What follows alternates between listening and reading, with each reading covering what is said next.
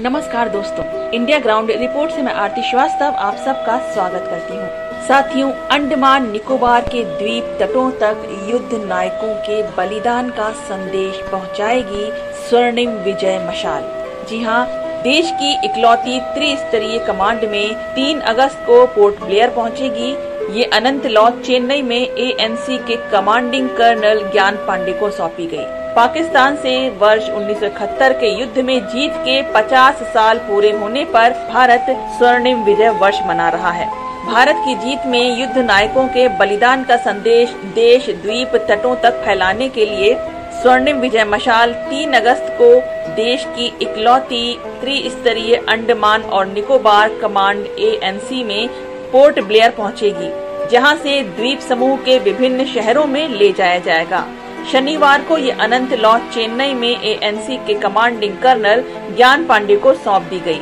पाकिस्तान के साथ वर्ष 1971 के युद्ध में जीत की 50वीं वर्षगांठ के उपलक्ष्य में स्वर्णिम विजय मशाल ने अब तक मैदानी इलाकों में 3000 किलोमीटर और भारतीय नौसेना के जहाज सुमेधा से समुद्र में 700 समुद्री मील यानी कि 1300 किलोमीटर की यात्रा पूरी कर ली है। पोर्ट ब्लेयर पहुंचने पर अंडमान और निकोबार द्वीप समूह के उप राज्यपाल एडमिरल सेवानिवृत्त DK जोशी मशाल हासिल करेंगे।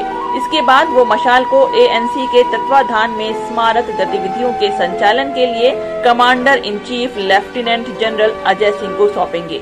विक्ट्री फ्लेम को पोर्ट ब्लेयर, मायाबंदर, बाराटांग, डिगलीपुर, हटबे, कार निकोबार और कैंपबेल बे शहरों में ले जाया जाएगा, जहां स्थानीय रक्षा प्रतिष्ठान अगवानी करेंगे। इस दौरान विभिन्न स्टेशनों पर युद्ध के दिग्गज पूर्व सैनिकों, वीर नारियों के साथ बातचीत, मनोरंजन कार्यक्रम, साइकिल अभियान जैसे विभिन्न कार्यक्रमों की योजना बनाई गई है। अनंत लॉ को लैंडफॉल द्वीप समूह में भी ले जाया जाएगा।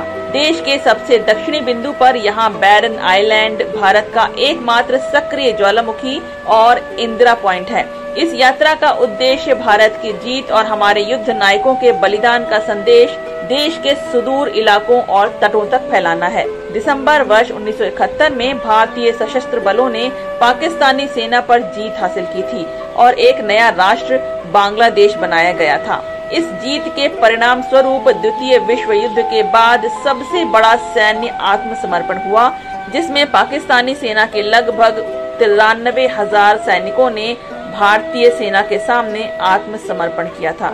इस जीत के 50 साल पूरे होने पर 16 दिसंबर वर्ष 2020 को प्रधानमंत्री नरेंद्र मोदी ने विजय मशाल प्रज्वलित करने के साथ स्वर्णिम विजय वर्ष समारोह की शुरुआत की थी।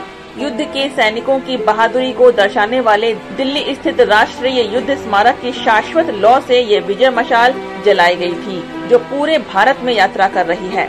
इस यात्रा के दौरान बड़ी संख्या में स्मारक कार्यक्रम आयोजित किए जा रहे हैं।